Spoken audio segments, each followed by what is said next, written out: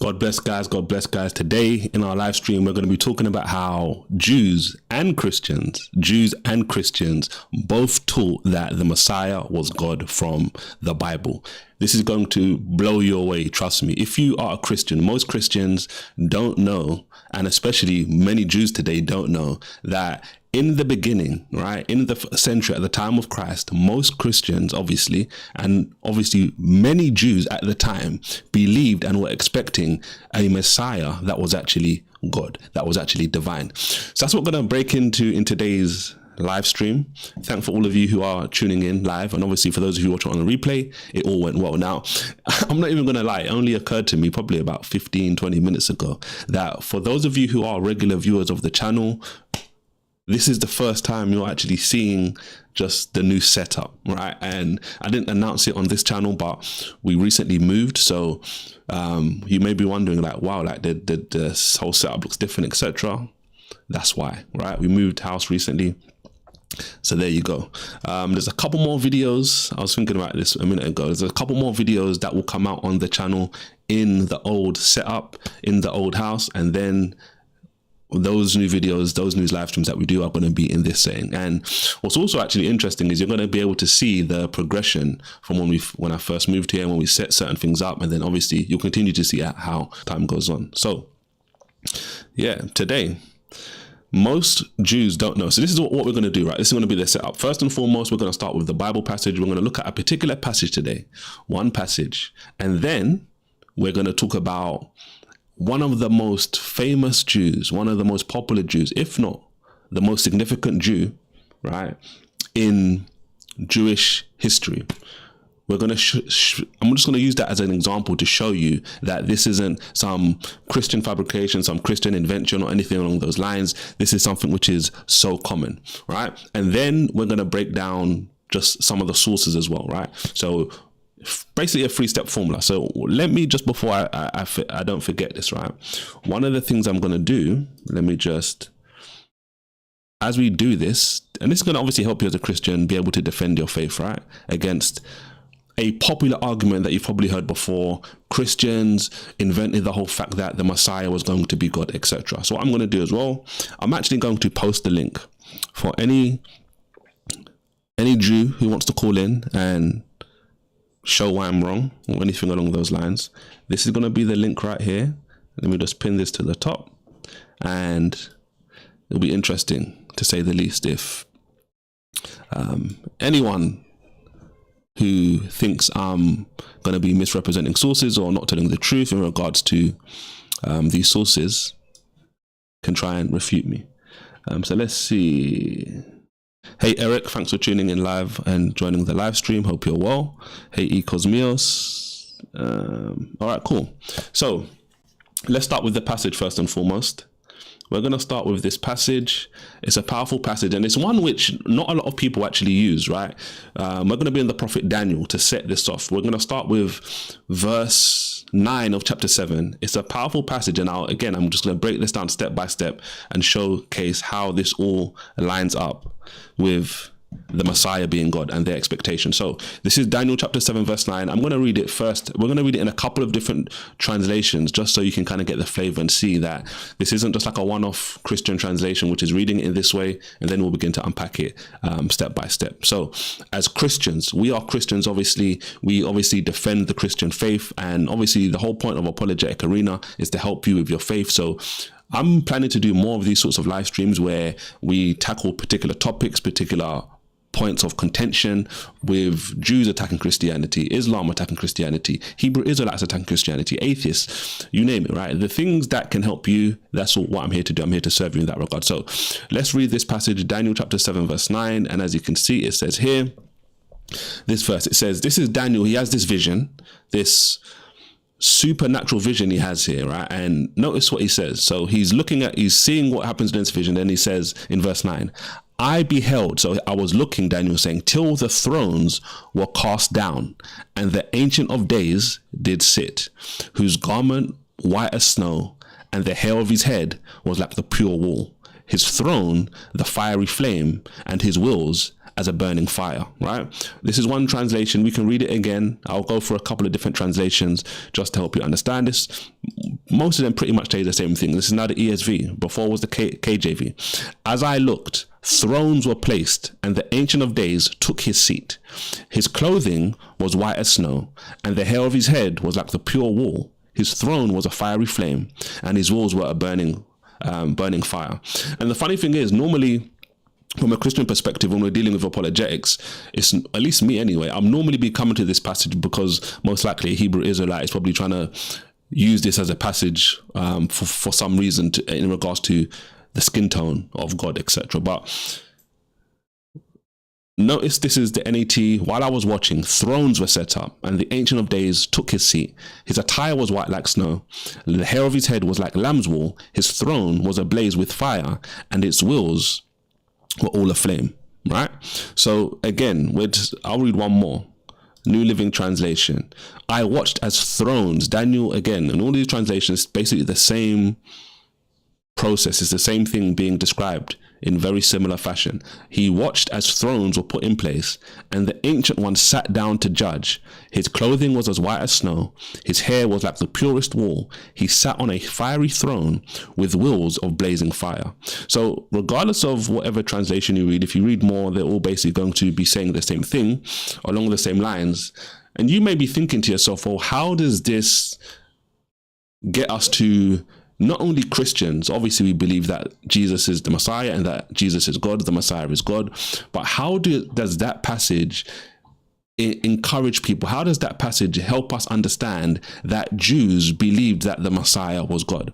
I will just tell you now before we go any further, this was such a problematic text for Jews in the 1st century, 2nd century and beyond, right? For a very specific reason. And as we go through today's live stream, it will become apparent as I show you what Jews said about this particular passage. And again, like I said, if you're joining now, the link is in the chat for any Jew to call in and try to prove how what we're talking about today is not the truth. All right, so we've read the passage multiple times. What I'm going to do as well before we continue, we're going to read it one more time from a Jewish translation, right?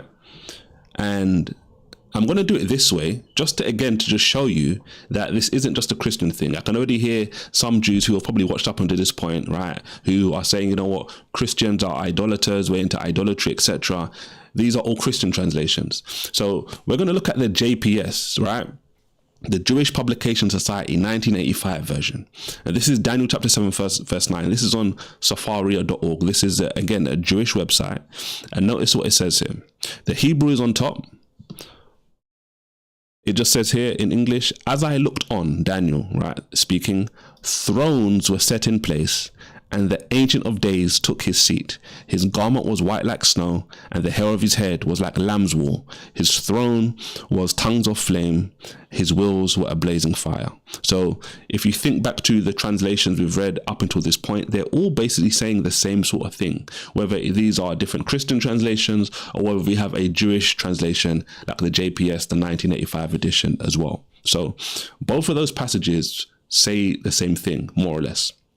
Now, it's interesting because I'm not just going to pull out any random Jew, right? I already said this at the start of the live stream. I'm going to pull from what many consider the most significant rabbi, the most significant Jew in regards to teaching and doctrine in history.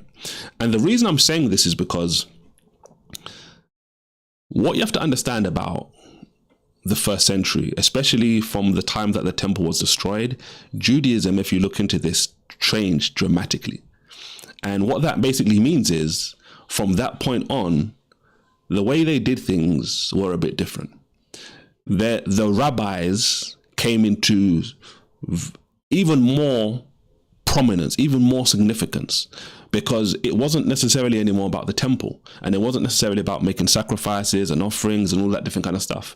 It's actually one of the powerful reasons why we know, which points to Jesus being the Messiah. So the rabbis became the spearhead, the figurehead of Judaism, right? And what's interesting is, as time's gone on, many Jews today, as time's gone on, don't actually realize that the things that Christians believe in large part, were very similar, if not the same, with the ancient Jews. Now, the reason this is significant is because many Jews today will say, well, they follow the rabbis. But at the same time, what's actually sad is many Jews today don't even know what their ancient rabbis taught. And today I've done many videos on my channel, many videos regarding people like Rabbi Tavai Singer, a modern day anti-missionary, as we'd call him, someone who is working tirelessly to try and discredit Christianity. That's the kind of rabbi you hear today who will say, well, the Messiah wasn't God. The Jews weren't expecting a divine Messiah or anything along those lines. But on the flip side, right, when you look into it, that's not actually the case. He's not telling the truth. He's either ignorant, which is me being charitable, or even worse, he knows what his forefathers say. He knows all of this stuff, but he's being deceptive, right? Now, let's jump into this, right? And Eric makes a good point. He says, look, he came across a channel, a Jewish channel that talked about the bad of both sides. And I've spoken about that before, and it's true, right? I'm not making this live stream today. I don't make videos when I'm engaging Jewish arguments against Christianity, saying that Christians got everything right and Jews did everything wrong. That's not the case, right? You can go through history. It doesn't even take you to go far into history to see that what certain people have done in the name of Christ to Jews and to other people, right? So Christians aren't perfect in this particular scenario, the same way Jews aren't perfect in this scenario. But what we have to understand at the same time, when it comes to the scripture, right, we are the ones lining up more so with the Old Testament, the Torah, the Hebrew Bible, and also with many of the things that the ancient rabbis, the ones that the Jews today say they follow, actually believed. So it's important for us to remember that. And thank you, Eric, for that comment, because it was a good one. All right. So who am I talking about today? How do we know that Jews were expecting and believed in a divine Messiah? And what does that have to do with Daniel chapter 7, verse 9? We'll look at it one more time. And since it's here, I'll show it again, right? Daniel sees this vision. God blesses him with this vision, and he sees thrones being set down. Now, obviously, the main part of significance in today's live stream is this part right here. Daniel sees thrones, and that is a big problem, and was a big problem for the ancient Jews. These are not Jews who are Christians. In fact, many of these Jews who believed like this were against Christianity, right? And what you have to realize is, when you know that there are Jews after the time of Christ believing and teaching things which are in line with the Christian doctrine, it shows you that these are not necessarily, and even before the time as well, that shows you these are not Christian inventions, as people like Rabbi Tavai Singer, other famous rabbis will try and attack Christianity by saying. So the fact that Daniel sees in this vision thrones was a problem. And it wasn't just a problem for ordinary Jews, right? It was a problem for the best of the best, the creme de la creme. People like Rabbi Akiva. Now, most Jews probably would have heard of the name Rabbi Akiva before, but most Christians probably don't know who that is. And the reason what I'm going to do next is I'm just going to give you some insights. We're going to look at a couple of sources which talk about what is commonly known about Rabbi Akiva. Rabbi Akiva was, and I mentioned it already multiple times, and I'm going to keep stressing this. This wasn't just an ordinary lay Jewish rabbi. This is one of the most significant, if not the most significant Jew in regards to rabbinic Judaism today. The reason Jews today go by the title rabbinic Jews is because it's all based on the teachings of the rabbis, and the rabbis that they're going based on are the rabbis that they're learning from. They learn from these rabbis based on the sayings and the traditions that they find in the Talmud, right? Which is, I'll put it like that for now. And what you find when you look into history is that Rabbi Akiva is the most significant person in regards to the Talmud and its construction. So most of the stuff that Rabbinic Judaism follows today, like I mentioned before, because the temple was destroyed, it turned and changed drastically from what we read about in the Hebrew Bible. It all went to the rabbis. And Rabbi Akiva is the most significant, more significant than all the rabbis that came after. And think about it like this, right? If a Jew, for example, a rabbinic Jew, a Talmudic Jew today would say, you know what, no, this rabbi is more significant, right? Some people, you'd hear people say, well, Maimonides in the 11th century is more significant. Or someone like Rashi. Most Jews today who read the Bible have a Bible with Rashi's commentary, right? And many of them see someone like Rashi as significant. Rabbi Akiva is of that same level, and I would even argue he's more significant than them, because without someone like Rabbi Akiva, there would never be the possibility for someone like Maimonides or Ibn Ezra or Rabbi David Kimchi or Rashi or any of these individuals who come hundreds of years later to even come on the scene. Because again, like I said, as I'm going to show you just some insights into Rabbi Akiva in a moment, these are individuals who only have the Talmudic writings, that only have these traditions and stories in large part because of Rabbi Akiva. So what we're going to do first and foremost, let's look at our good old source, Wikipedia, right? And I'm going to just use this quickly because it's quick and it's easy, and then we're going to move to something else, right? Just to kind of just corroborate what Wikipedia says, lest anybody says, oh, you're quoting wiki as if that's really like problematic. It's only problematic if you're not fact checking your sources and corroborating it. Okay, cool. So, and again, we're doing a live stream today. This is about how the Jews and Christians both taught that the Messiah was God in the Bible, right? So we looked at the passage already, down in chapter 7, verse 9. I'll put the link in the chat section. It's pinned. If any Jew wants to call in and disagree with anything that I'm saying. And again, you'll just see how, as a Christian, we can defend our faith against all of these types of arguments that are spread against Christianity. So this is good old wiki. Let me just zoom in. We're just going to look at this first part here, right? You can see this is about Rabbi Akiva. And this will help us set the scene. So you can see it says Rabbi Akiva up here. And I just want to read this first part, right? So Rabbi Akiva ben Yosef, Mishnaic Hebrew, right? And it says his name here in Hebrew. And then it says Akiva ben Yosef.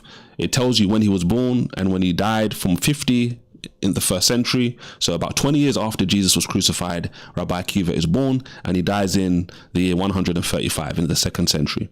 So it says he's also known as Rabbi Akiva or Akiba. He was a leading Jewish scholar, this says. Rabbi Akiva was a leading Jewish scholar, as I've said already, and sage, a Tanna of the latter part of the first century. What that basically means, just to kind of simplify this, is he was, as I said previously, someone who was significant in regards to putting together, Tannaites are the Jews who put together the Talmud in that early period, right, after the temple was destroyed, in the first like 100 plus years. So he was active in the beginning of, at the end of the first and beginning of the second century. Rabbi Akiva, notice this, was a leading contributor to the Mishnah and to Midrash Halakha. So what that basically means is, obviously, he was a leading contributor. Basically what I've said before, he was significant, leading. He was at the head. He was one of the forefront. And it makes sense when you think about it, because it was around his period and just after, as they were compiling these traditions. And obviously, if he's one of the biggest people of the day, they're obviously going to be leaning on him heavily, right? And again, this is just to set the scene for when we hear about his understanding of these passages, which we've looked at already, and how it showcases to us and gives us insights about the Messiah being God. So let's continue. He was a leading contributor, Midrash. So basically, and Midrash is basically like, comes from the Hebrew word darash, which means like to study, right? So these are, and halakha is like the way. So it's basically interpretations of how to live according to the faith. He is referred to in Tosafot, right, or as Rosh LaHakamim, right? And shows you what that means here. It says the chief of the sages. Rosh in Hebrew means head, right? He's referred to, now the Tosafot is remember earlier when I was talking about what we call medieval rabbis, people like Maimonides, Rashi, etc., Ibn Ezra. Those people come in the medieval ages, the year 1000, the year 1100, right? 1,000 years after the time of Christ. This is when this document, the Tosafot, is being mentioned. That's when, around that period in time, in the medieval period, is when this document is called. So is being put together. So in that time period, when we've got all of these great individuals, they're saying in that time period, they know about Maimonides, they know about all these famous sages 1,000 years after the time of Christ. But in that, he's called the chief of the sages. So when I'm saying Rabbi Akiva is so significant, he's one of the most important, if not the most important Jews in regards to rabbinic Judaism, even their own sources will admit to this if you look hard enough. And then it talks about how he was executed. There's debate about how he was executed. Was he executed just because he was a Jew, or was he executed because he actually believed that there was someone who was actually the Messiah who led a revolt, Bar Kokhba, right? So now that's Wiki, right? Good old Wiki. Gives us a lot of good information.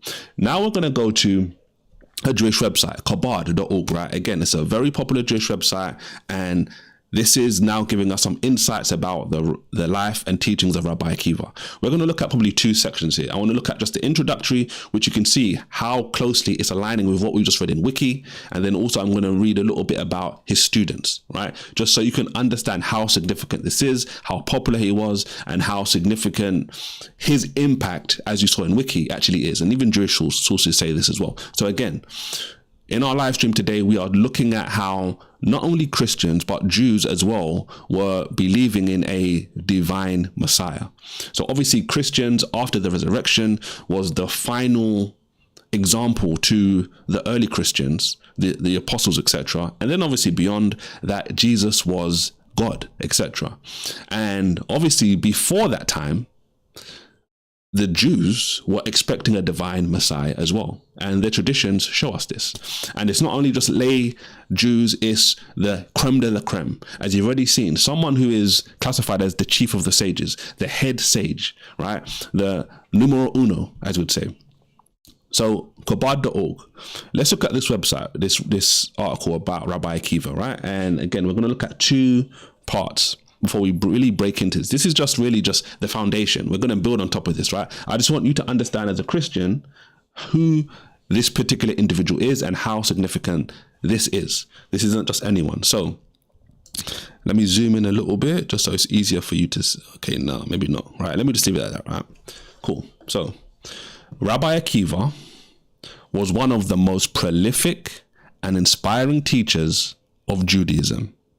Again, you can already see the symmetry between what we're seeing on Wikipedia and now what we're seeing on a Jewish website. Lest, again, anyone try and say, oh, you're quoting Wiki, which really and truly is just an ad hominem to really attack Wiki. But let's keep going. He was one of the most prolific and inspiring teachers of Judaism who formed a crucial link in the chain of transmission of Jewish tradition that began with Moses and continues to this very day, right? Because obviously, rabbinic Jews believe in the oral Torah, and that's what they believe is cemented in large part in the Talmud, right? And their extra traditions, basically. We'd call them extra traditions, but they would say, yeah, that was the oral Torah, which is found in the Talmud. Now, he taught and led during the tumultuous years of the destruction of the Second Holy Temple, as I've kind of already mentioned, and was ultimately executed by the Romans for the crime of teaching the Torah. And I mentioned it already, so it's very similar to what it says on Wiki. This article is actually quite interesting if you haven't read it before, but it talks about how his wife, if you read about Akiva, the tradition is that his wife was a rich woman and she is who he thanks, etc., for him being so learned as well. She supported him until he could support them. Now, again, this is the other part I want us to talk about, right? Rabbi Akiva's students. So you've already seen, before we continue, who Rabbi Akiva is, according to history, what history says about him. He's being classified as the chief of the sages 1,000 years after the time of Christ. So at the time when the other big rabbis are about and active and have worked, etc., they are still calling Rabbi Akiva the chief of the sages, the most significant. You're reading in this article already, you've seen it. He is significant. He's one of the most prolific and leading people in Judaism, and his effect is even still to today. Right? Now, he's obviously significant for in his own right in Jewish tradition, but also after his death, his students are obviously very prominent. So I just want us to read this part before we really get into the meat of today's session. So Rabbi Akiva's students, look at what it says. It says, Rabbi Akiva did not keep his learning to himself, but had many students and disciples, more than any other single teacher. I'll read that again. More than any other single teacher. As you know, he had no less than 24,000 students at one time. Now notice what it says. And now you can start to see why people will say that Rabbi Akiva was the chief of the sages. It says some of the greatest rabbis of the next generation were among his disciples. So if some of the greatest rabbis who come after him are his disciples, that shows you on what level in Jewish tradition they view him as. Right? So some of the greatest rabbis of the next generation were among his disciples. As for example, Rabbi Simeon ben Yochai, right? Whose Yazi is observed on Lag Biomer, together with another great sage, Rabbi Hanani ben Kakine, right? Rabbi Simeon went to Benai Barak to learn Torah from Rabbi Akiva, and they stayed there for 13 years. And it is quoting a passage from Koheleth 11:6. In the morning, sow your seed, and in the evening, do not rest your hand. Rabbi Akiva explained it to mean, teach disciples in thy youth, and do not stop teaching in your old age.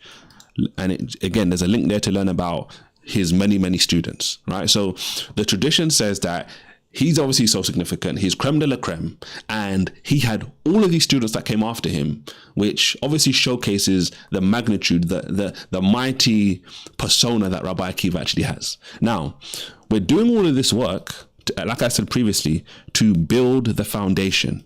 Now that we understand, we looked at this verse previously, Daniel chapter 7, verse 9, right? I'll read it again. Daniel's hearing his vision, seeing thrones set in place, and the Ancient of Days, God, the Father, sat down on one of the seats, one of the thrones. And then it describes what Daniel sees, the depiction of the Ancient of Days. Now, again,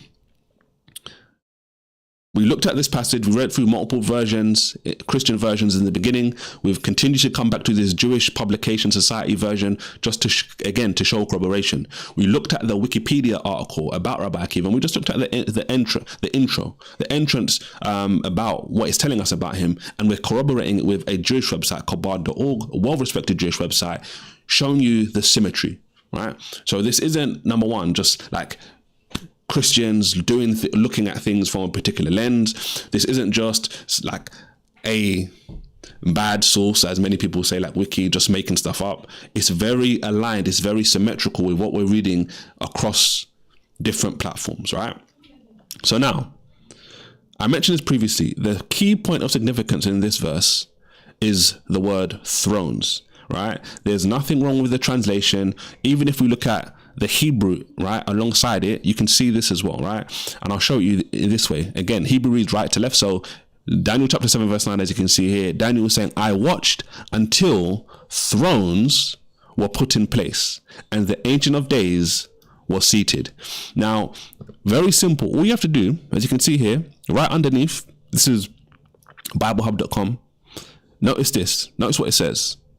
It says noun, masculine, plural. So it literally does say thrones in Hebrew. It's not, again, something which is made up. We've looked at the Christian translation, we've looked at a Jewish translation. You can see now from a Hebrew perspective, the word there is Hebrew. Now, I'm also going to, let me get ahead of myself. All right, so now what we're going to do, up until this point, we've looked at the examples, we've looked at the verses, we've looked at some backstory to Rabbi Akiva, we've seen his significance, we've seen his prominence. Now we need to look at how Daniel chapter 7 verse 9 is a powerful proof that the Jews, many of them, were expecting a Messiah that was actually God. Now, in order for us to do that, the easiest way for us to do that is for us to look at their sources, right? We could look at the Hebrew Bible. We could do that, and maybe I'll do that another day. But for sake of today's video, for the sake of today's live stream, as we destroy this argument that you hear people like Rabbi Tavai Singer saying, oh, Christians weren't expecting, Jews weren't expecting a divine Messiah, that's a Christian invention, etc. You hear even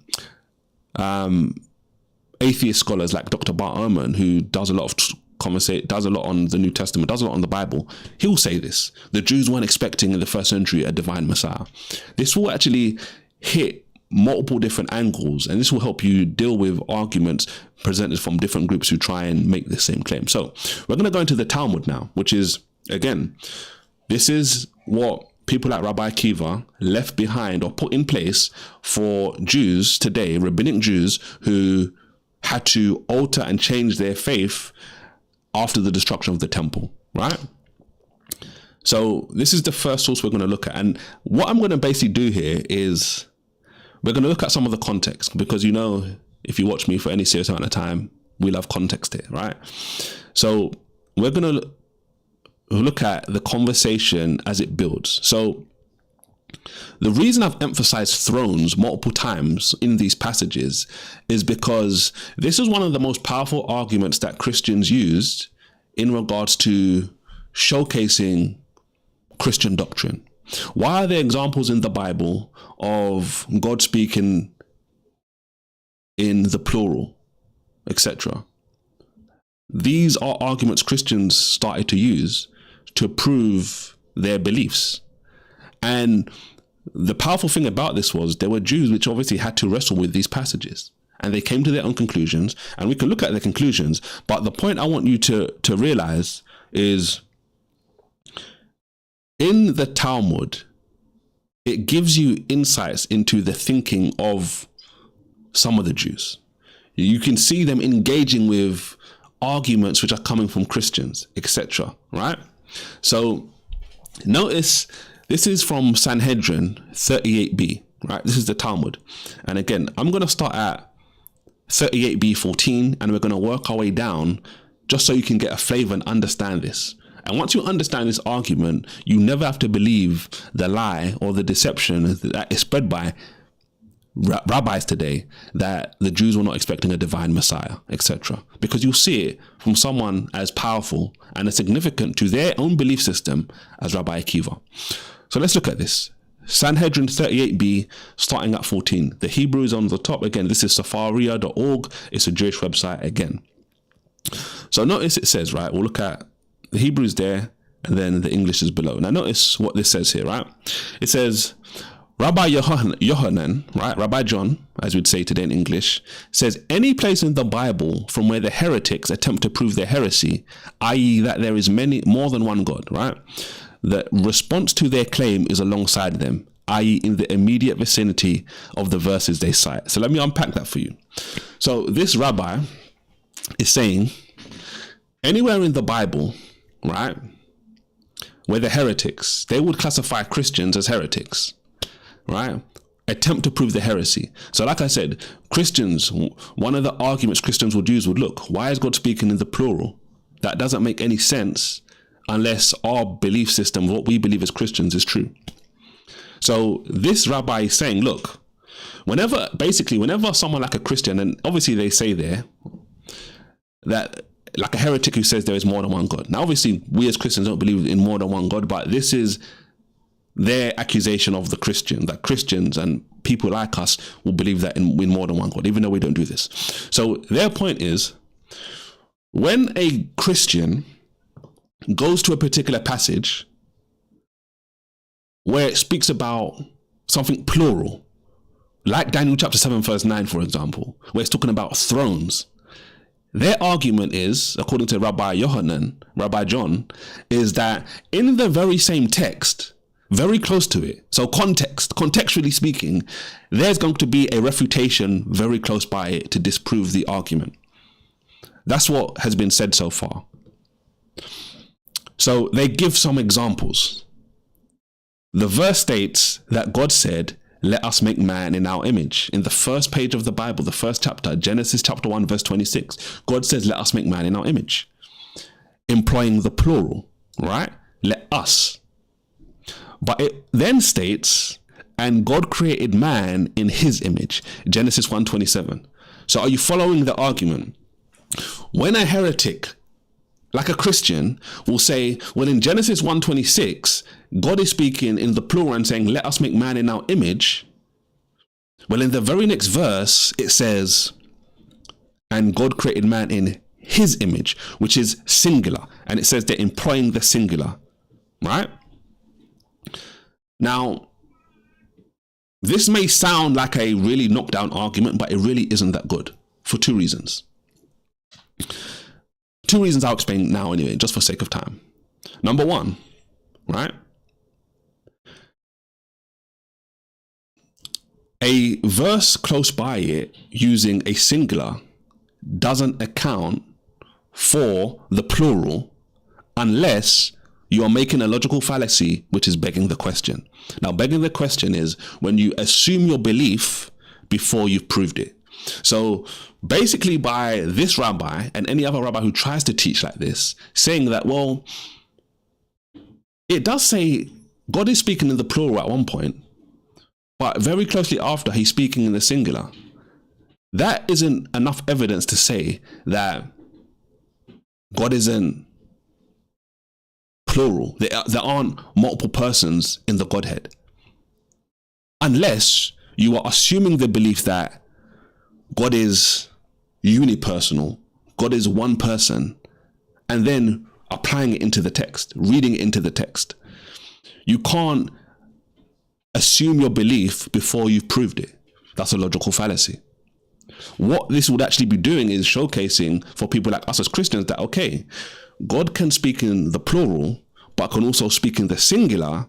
That actually lines up more with our belief without us assuming or reading it into the text. And many Jews know this, and they know this isn't like a knockdown argument. So let's go back to it, right?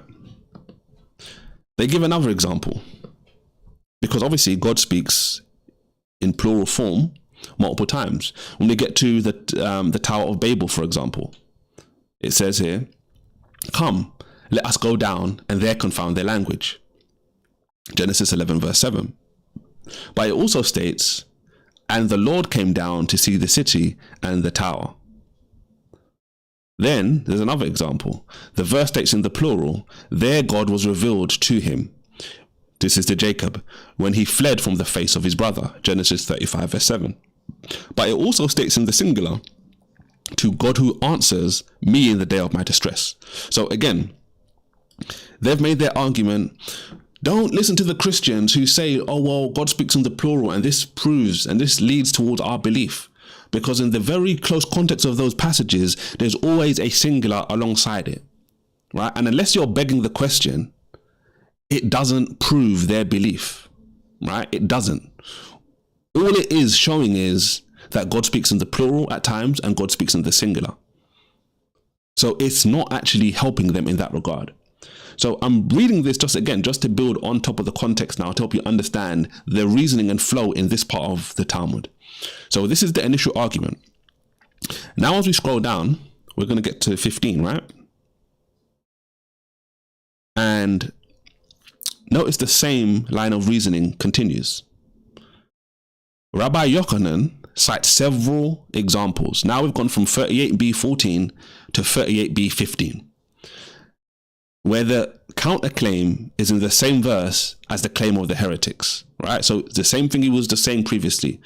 If a Christian or heretic or someone tries to quote a particular verse about God's plurality in his unity, there's another piece of text in the verse somewhere close by which says God is unipersonal. God is one person. So this is the same theme which is continuing. And it will all make sense as we continue. Rabbi Yochanan cites several examples where the counterclaim is in the same verse as the claim of the heretics. The verse states, "For what nation is there so great that has God so near to them as the Lord our God is whenever we call upon him?" Deuteronomy 4 verse 7, where the term near is written in plural, right, cherubim, but the term upon him is written in singular, right? So again, continuing to build the case with a very flawed argument, as I've showed you already.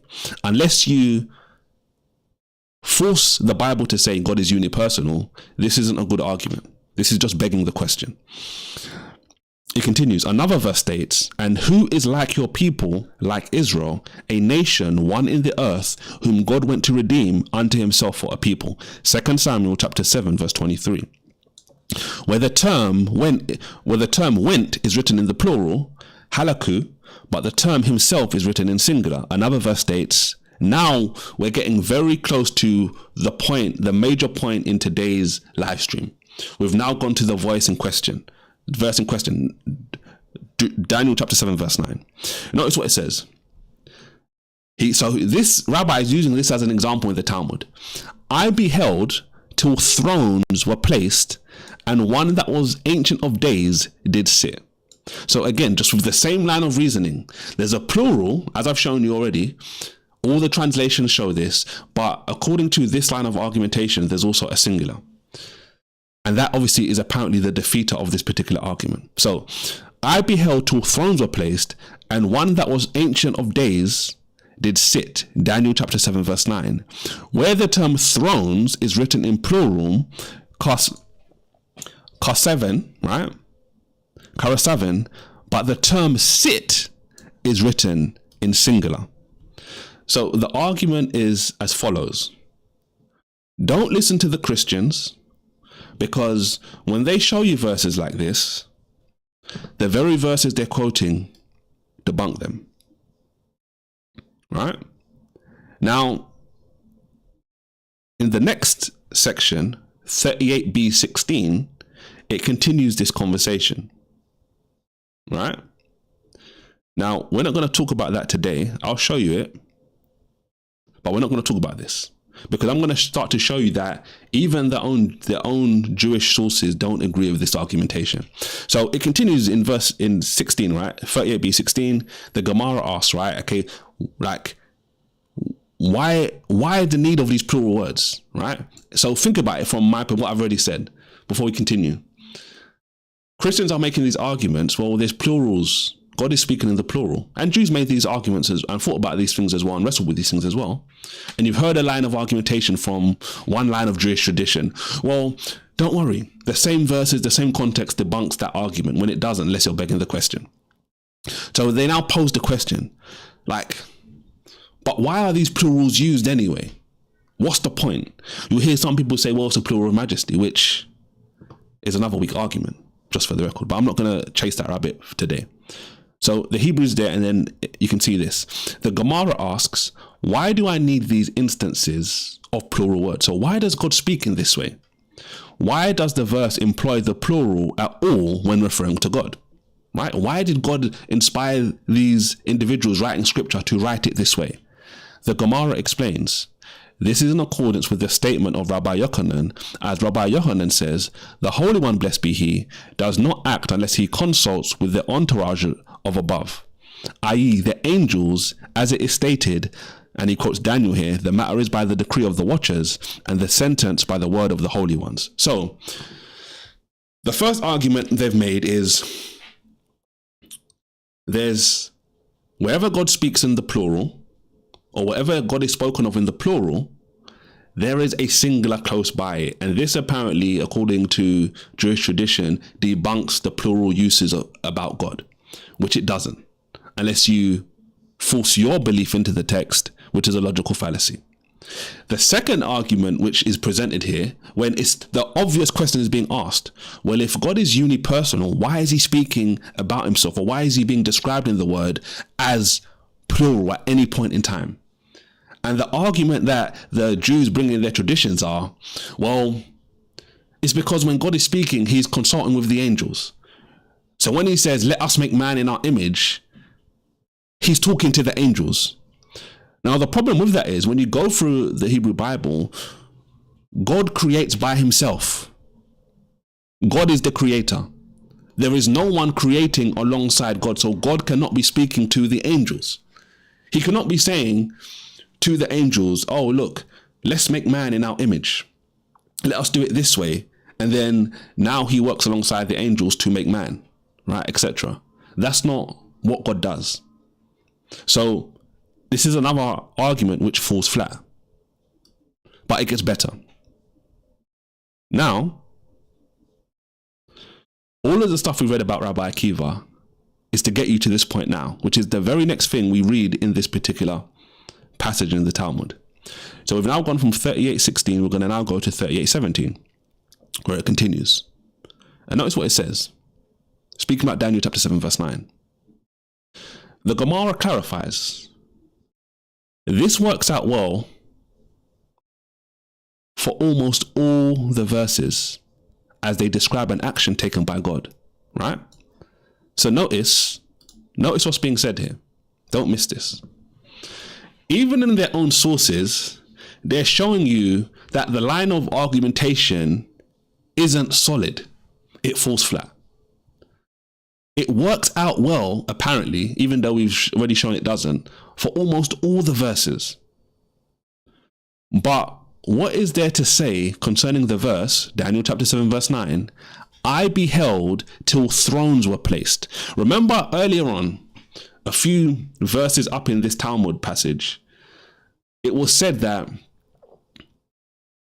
it says thrones in plural, but it says the Ancient of Days did sit, singular.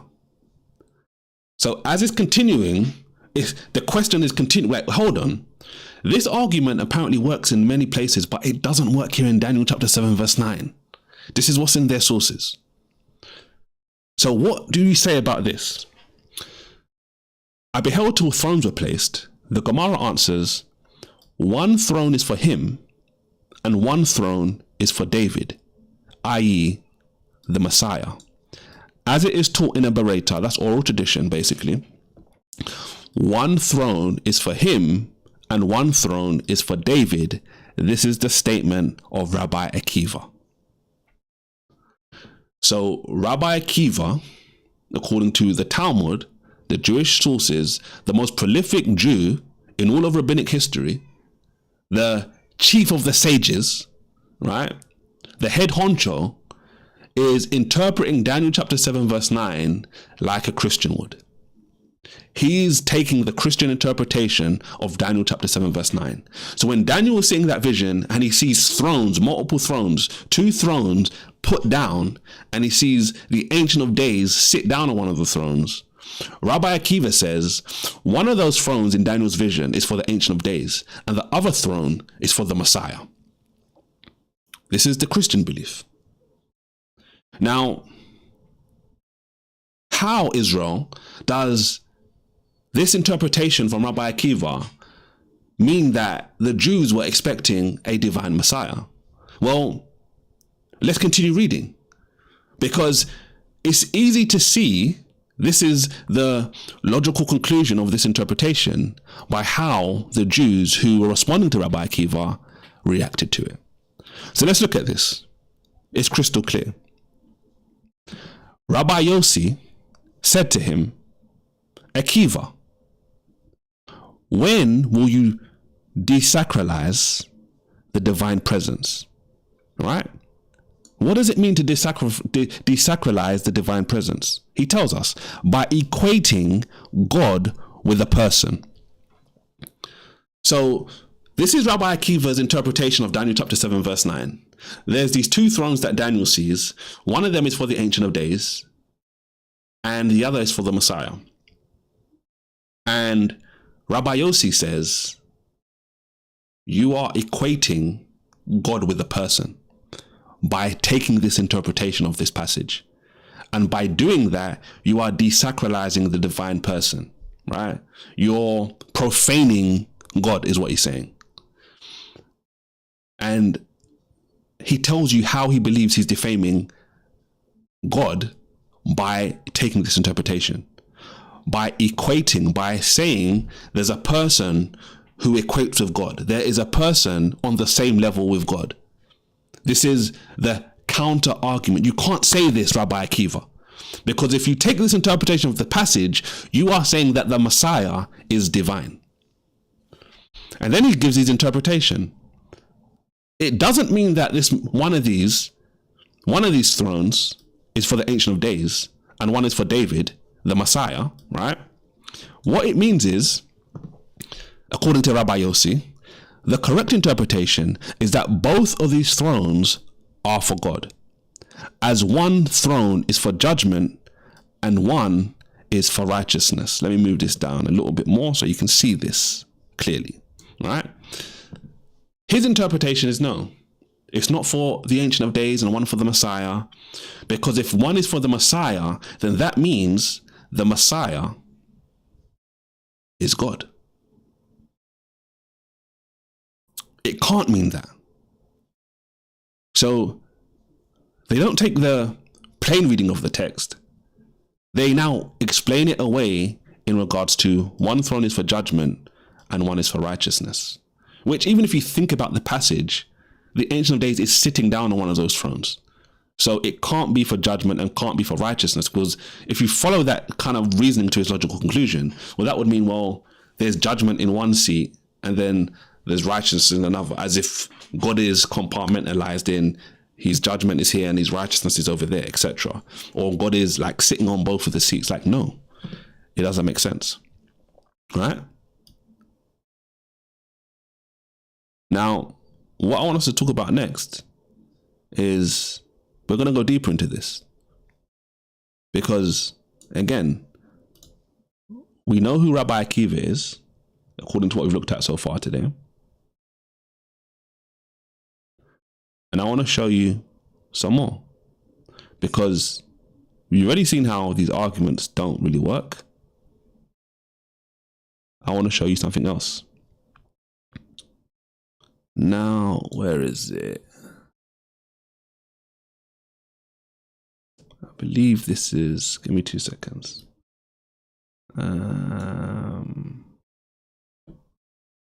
Cool. There was an interpretation that I wanted to show you, which I want to show you how to deal with it as well. Where is it? It's talking about, where is it?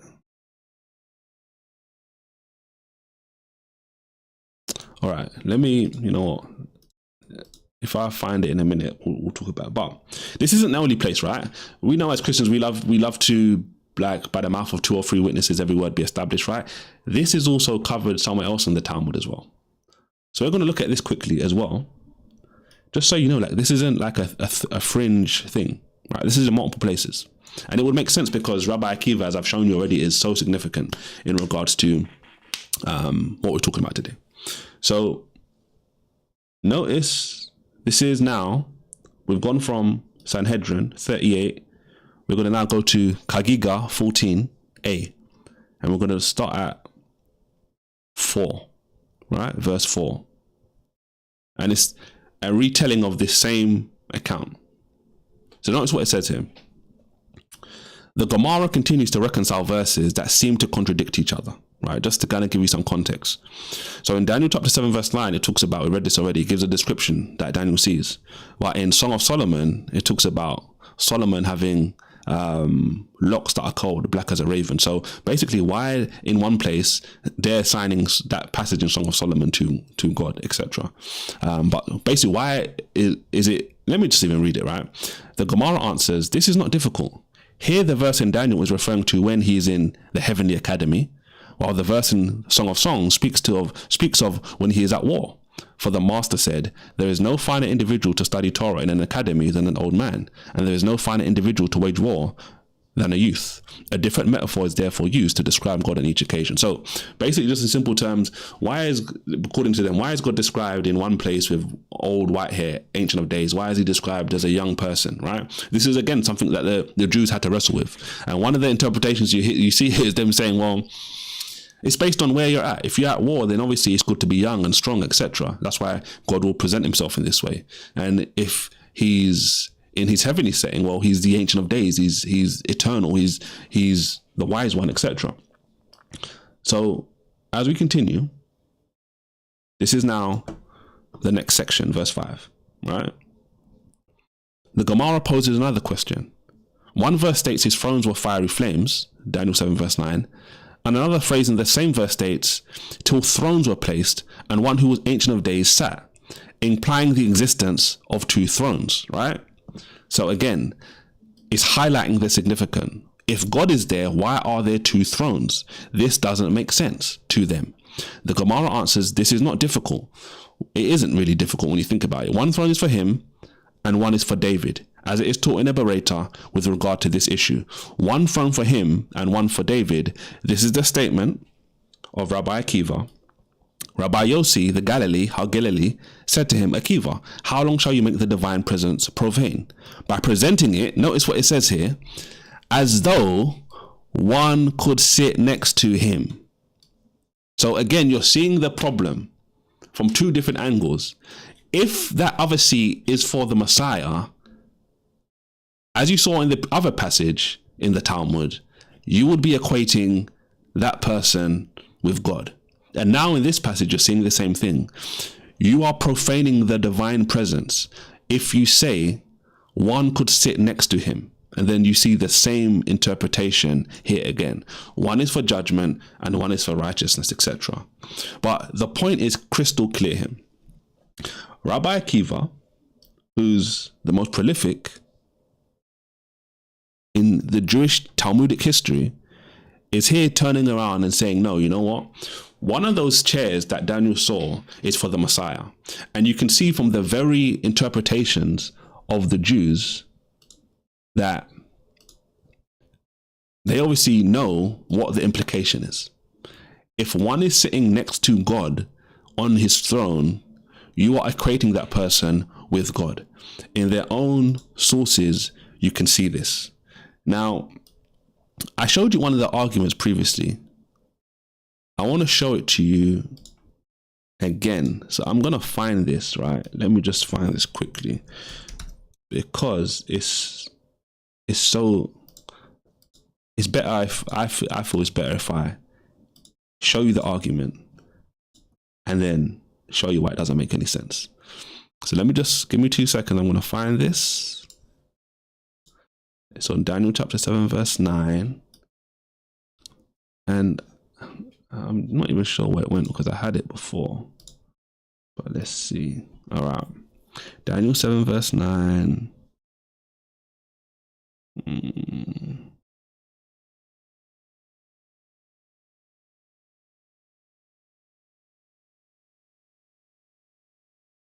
Solomon. Let's see.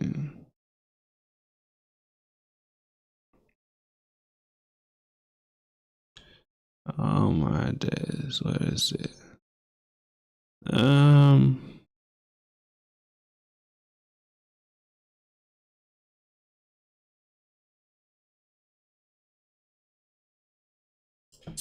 Alright, so it might actually be what I've shown you already. Right.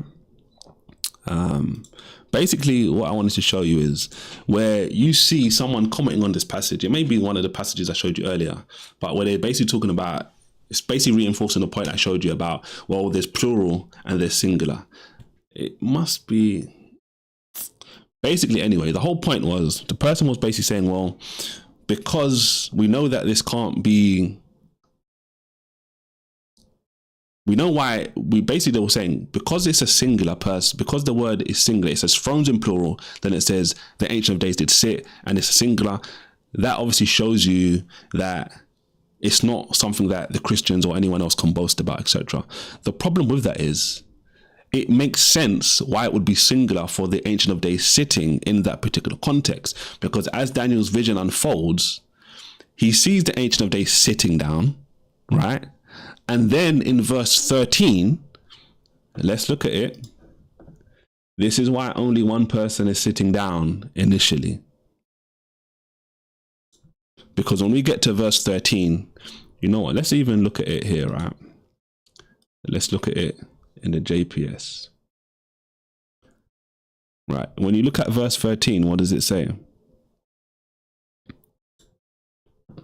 And as I looked on, so just as he was watching in verse 9, as I looked on in the night vision, one like a human being, one like the Son of Man, came with the clouds of heaven. He reached the Ancient of Days and was presented to him. Right? So Daniel initially sees these two thrones set down. And then he sees the Ancient of Days sit down, which makes sense why it would be singular, because the Ancient of Days is sitting down. And then one like the Son of Man, right, comes. This is the Messiah. He's riding the clouds of heaven, which is what those that were divine did. And God is the one that rides the clouds in the Old Testament. He comes before the Ancient of Days, and what happens? Dominion, glory, and kingship were given to him. All peoples, all nations of every language must serve him. His dominion is an everlasting dominion that shall not pass away, and his kingship one that shall not be destroyed. So the point is, Daniel sees the thrones, and first he sees the Ancient of Days sit down on the throne, and then the cloud rider, the one that comes riding the clouds, which the Jews even say in their traditions, you can see this as well, that this is the Messiah coming riding the clouds. He is the one that now comes before the Ancient of Days, and he's given dominion and glory and a kingdom, etc. So he now sits down on the throne. This is the argument that Rabbi Akiva was making. Now, Rabbi Akiva, as I showed you already, comes after the time of Christ. Now, he wasn't inventing something new. And he was obviously showing something which many of the Jews of the day believed in as well. This is why when you think about Jesus at his trial, what does the high priest say to him? I adjure you by God. Tell us now, are you the Christ, the Son of the Blessed One? And what does Jesus say? He says, I am, and you shall see me coming with the clouds of heaven. He's alluding to this passage we're talking about right now, Daniel chapter 7, verse 13, which, again, this is why the high priest now rips his garment, because it was a common interpretation of the day that the Messiah would be divine. And if he's coming to sit on the throne next to God, as you saw already in the Talmudic traditions, in order for you to do that, you would be, as you can see here, equating God with a person. And obviously, there's no way Rabbi Akiva, if he held to a tradition like this, like, he would continue to be so prominent. And this is why when you keep reading these sources, right, they go on to say, well, Rabbi Akiva changed his mind, right? He changed his mind. Now, this is one of the reasons why I believe someone like Rabbi Akiva isn't heralded as much as he should be. If you know your Jewish history, you'd realize his significance. But the problem with knowing the history of Rabbi Akiva is passages like I've shown you right now. And what it shows you more significantly is, if the most significant rabbi in that time period in regards to Jewish history can have this sort of interpretation, it obviously shows you that many of his students he was teaching this to. And it shows you this was an interpretation that was widespread. And when you look at sources that talk about Rabbi Akiva in this time period, they corroborate this. This is why it's mind-boggling when you hear people today like Rabbi Singer and others who will say, well, no, the Christians are making all this stuff up.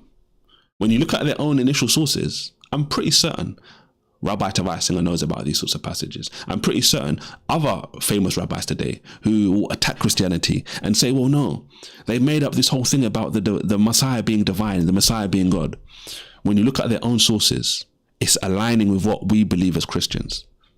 So when you think about this passage, thrones being laid down, when you think about the whole point of the Messiah coming to the Ancient of Days and being given a kingdom, etc., and an eternal kingdom, whose interpretation lines up with the passage?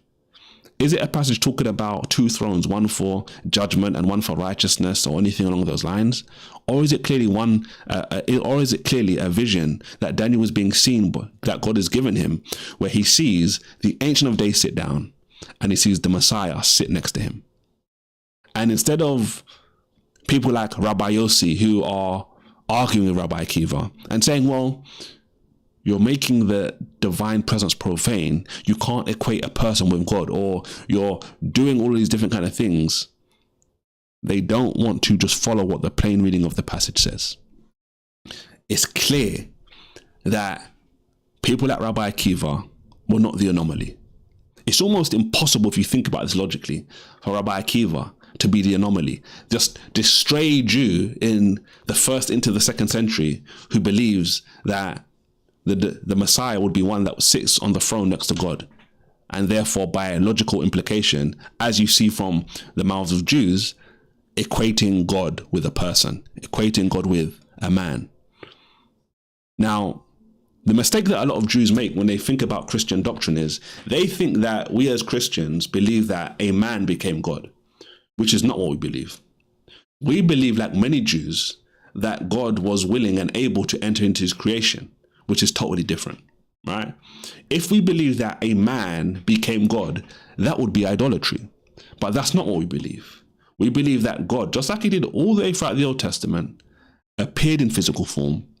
And as I've shown you today, even Jewish rabbis, even rabbis like the most significant rabbi, Rabbi Akiva, believe similar to what Christians believe, that the Messiah was divine by logical implication of passages like Daniel chapter 7 verse 9. Two thrones are set up. Two thrones are there, one for the Ancient of Days and one for the Messiah. And this is why when we talk about these sorts of passages, I won't be surprised, like the arguments that you've already seen today, and any argument any rabbi, any Jew today will try and present, we could tear down easily. We can tear it down to shreds. So don't ever again believe the lie that Christians invented the fact that the Messiah would be divine, right? Anytime you come across this sort of argument, all you need to do is bring up someone like Rabbi Akiva and just show how significant Rabbi Akiva actually is, and then just go to passages like we've talked about today, which showcase what he believed about this particular passage before he apparently changed his mind and was corrected, right? Which really makes no sense. But even if for some stretch of the imagination it was true that Rabbi Akiva changed his mind, it doesn't change the fact that this was a belief that he held to, right? He didn't pull out. Where did he get that idea from? He obviously didn't get it from Christians. He was getting it from rabbis before him, obviously, because he's not going to be such a significant rabbi and saying, yeah, you know what, I'm going to go along with the rabbi, with Christians who are rising in prominence. They are getting persecuted, the Christians, yes, but they're rising in prominence. He's not going to turn around and say, yeah, let me join with the Christians in their interpretation. That wouldn't make much sense. And that's not like the story you get when you look at history. The Jews and Christians were really pushing away from each other as time went on, not saying let's band together, because they wanted to show clear separation and distinction between the two. So again, don't fall for it. You know what to do now. Rabbi Akiva, he's showing, based on their own sources, a clear interpretation of this passage. And the Jews really, like any Talmudic Jew, any rabbinic Jew that wants to engage with this cannot deal with it, right? And this is why I'm not even surprised that any Jews want to show up and call and try and prove what I'm saying wrong. Because what you have to realize is many Jews have not even heard about this sort of stuff. They haven't. And for Jews that have actually heard about this stuff, they're going to have to parrot the same arguments that their rabbis were parroting before them. And you can see, if you just think about it, they're not really that strong. They're not really the best arguments. We can tear those arguments down to shreds quite clearly. So if there's any questions, I'll take any questions on this particular topic. If not, we ain't got any callers. I can wrap it up there and call it a day. So let me know if you've got any questions. If not, I can wrap it up. Let's see.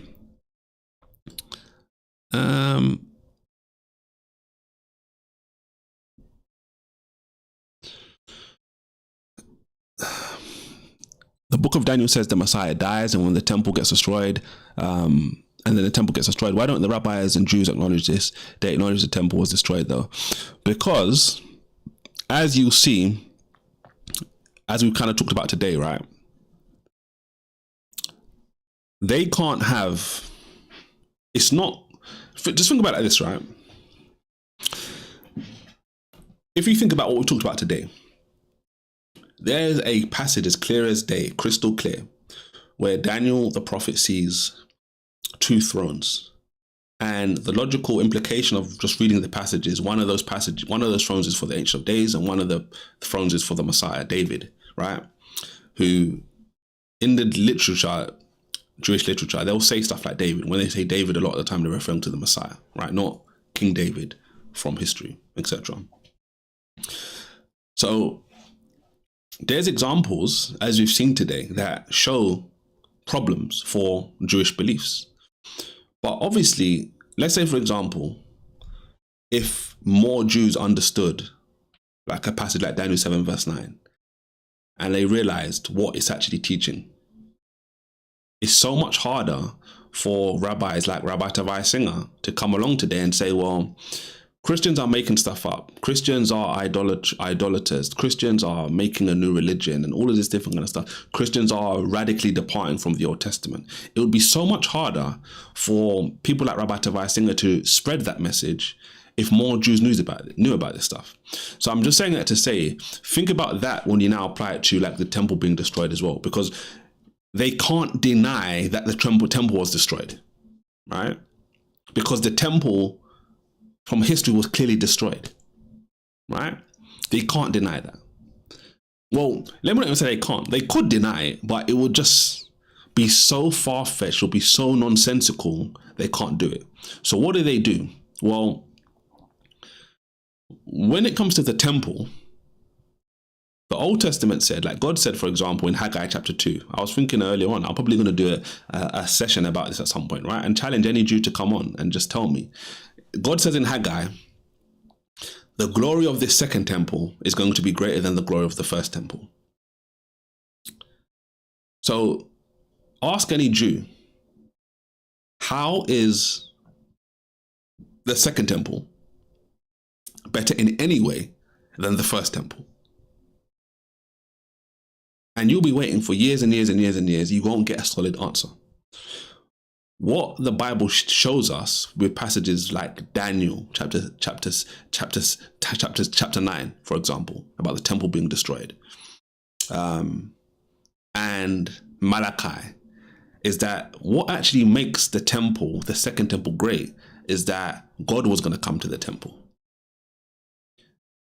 And the Messiah was going to come to the temple, right?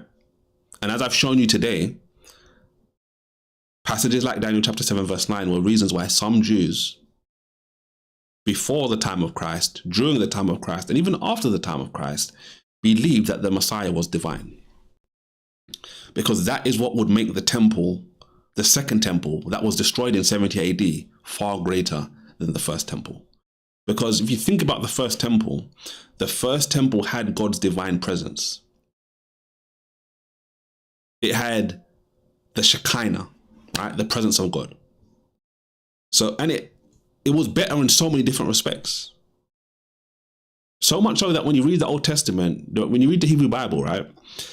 You hear like there's passages where it says the people like were mourning. The temple was built and the people are mourning, right? They're upset because they understood there were people that were old enough to see the first temple, it destroyed, and then see the second temple. And they understood that the first temple, it was night and day. The first temple was so much better. So in so many ways, the first temple was far greater. What God is promising with regards to the second temple is that he would come to the temple. And that's really, when you think about it, God coming to his temple is what tops and brings more glory than the first temple. And on top of that, obviously, we know obviously Christ comes to the temple and sacrificing himself for mankind. Now, this is the problem though. The temple was destroyed in 70 AD, right? About 40 years after the time of Jesus' crucifixion. So there's a hard gap. We know that from history. If God is saying the second temple is going to be far greater than the first temple, the glory is going to exceed, the glory of the second temple is going to be greater than the first temple. Whatever God was talking about had to happen before the 70 AD, before it was destroyed. Right? We can't explain it and reinterpret it and say, well, it's talking about some imaginary third temple, which is coming at some point in the future. And I'm not saying that because I don't believe there won't be a third temple. I'm just saying the passages in the Bible aren't saying that. They're speaking about the second temple. So whatever God was talking about had to have happened before the destruction of the temple in 70 AD. Now you have to ask any Jew that tries to attack your Christian faith, what made this second temple greater than the first? And they can't give you any reasonable answer.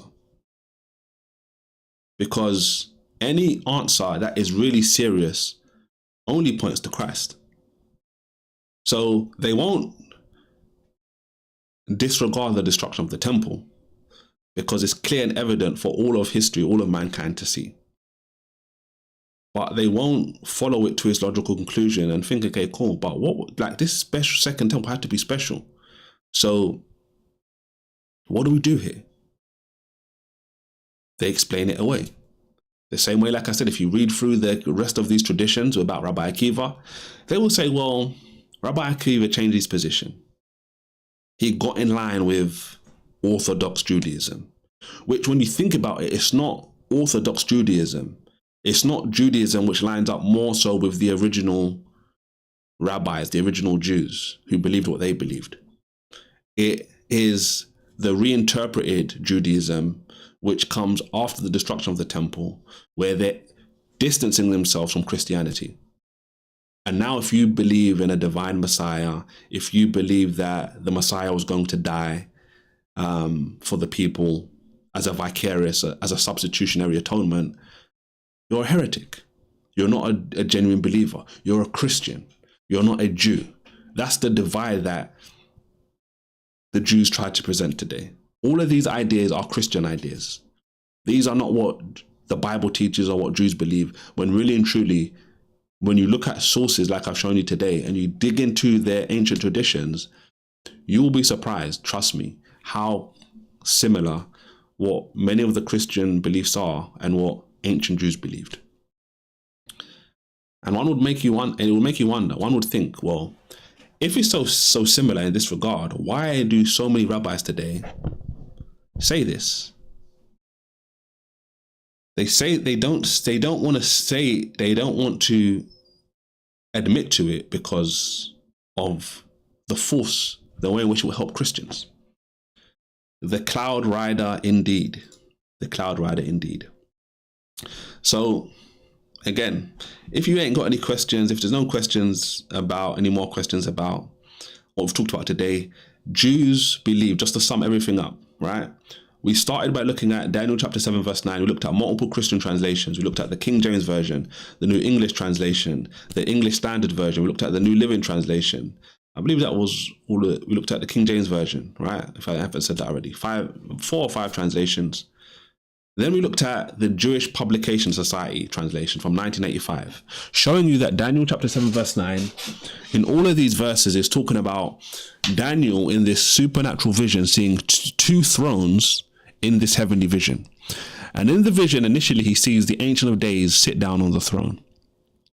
And then as you continue reading, he sees the cloud rider, right? He sees the one, like the Son of Man, who's riding the clouds, come to the Ancient of Days, and is given dominion and authority and glory, and he's given a kingdom. The other throne is for him. So we looked at Daniel chapter 7. We looked at the multiple translations. Then I showed you about Rabbi Akiva. We built a foundation showing what you can easily find information about Rabbi Akiva, the most prolific, the chief of the sages in regards to rabbinic Judaism, who he was, why he's so significant, right? We looked at that, and then I started to show you commentary. We looked at Jewish arguments to try and fight off against Christian doctrine. Well, we know it says thrones, multiple thrones in Daniel chapter 7, but it also says that the Ancient of Days sat down. It's a singular. And we followed that theme of, well, we know there's God speaking about in the plural, but there's also singular verses and texts right next to it, which debunks it, which again is a logical fallacy. And then Rabbi Akiva himself in the Talmud is cited as saying, one of these thrones is for the Ancient of Days, and the other one is for David, i.e. for the Messiah. And the Jew, Rabbi Yossi, he's having conversations with, cannot accept this interpretation. And he tells you why he cannot accept the interpretation. Because if you, Rabbi Akiva, take this interpretation that one of these thrones is for the Messiah, that means you're equating God with the Messiah, i.e. you are making the Messiah equal with God. And surprise, surprise, where have you heard that before? That's the Christian doctrine, that the Messiah is equal with God. And that is Rabbi Akiva's belief. We looked at multiple passages in the Talmud, breaking this down, showing us Rabbi Akiva's interpretation. And even though I showed you already that there's plurals and there's singular descriptions, very close proximity, even though I showed you why that's just a logical fallacy and doesn't hold its weight in gold, the bigger reason, when you follow the context of Daniel chapter 7, why it would say that one is sitting down at first and foremost is because the second person hasn't shown up yet. But the second person shows up in verse 13 when Daniel sees the Messiah, who is human, right? But he's also clearly divine, because he's riding the clouds. He's one like the Son of Man, speaking to his humanity, but he's riding the clouds, which is a divine trait you see all day throughout the Old Testament. And even more so when he sits down, when he's seated on the second throne, right? So the Ancient of Days is sitting down, and the second divine person, the one like the Son of Man, is sitting down also. And Rabbi Akiva believed this. And Jews like Rabbi Yossi couldn't accept it, and they reinterpret the passage to mean something else. Because if we take that clear interpretation of that passage, it means that the Messiah is equal to God. And this, as I've shown you today, was an ancient Jewish belief. And many Jews like Rabbi Akiva, who was the creme de la creme, also believed like him. So I pray this was a blessed session for you. Let me know if you want me to do more on this particular sort of topic, right? Do you want me to dive deeper into more Jewish tradition and how it lines up with Christian doctrine to tear down Jewish arguments against Christianity? Do you want me to deal with arguments from Islam, Hebrew Israelites, atheism? Let me know in the comment section. Let me know, and I'll do more of those live streams at some point in the future, engaging with this sort of stuff. And as always, I'll have the opportunity for people, Jews in this particular example, a Muslim, a Hebrew Israelite, an atheist, whatever the topic is for that particular live stream, with the opportunity to call in and try their best to destroy the arguments that we're actually making and looking at. So God bless, guys. Take care, and I'll see you on the next one. And like I said at the beginning of the live stream, for those of you who are familiar watching the channel, obviously this is the first opportunity you get to see that I've actually moved house. Videos are going to start looking a lot differently. And on top of that, we've got a couple more videos coming out in the old video format, in the old setup. And then after those videos are done, you're going to start to see the transition to making this video setup the way it is. And obviously you'll continue to see it develop as time goes on as well. So God bless, guys. Take care, and I'll see you soon.